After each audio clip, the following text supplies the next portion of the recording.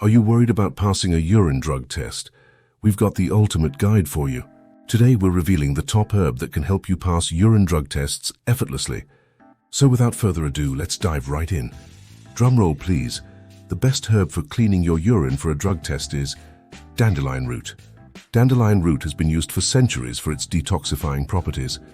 It's a natural diuretic and helps to flush out toxins from your body through increased urine production.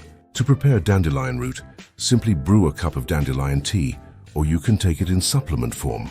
Be sure to follow the instructions on the packaging for the right dosage. Of course, it's always a good idea to confirm your results with a drug testing kit.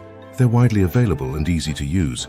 So the next time you have a urine drug test, remember to give dandelion root a try. It may just be the solution you've been looking for. Thanks for watching our ultimate guide to passing urine drug tests. If you found this helpful, be sure to subscribe to our channel for more insightful tips and tricks.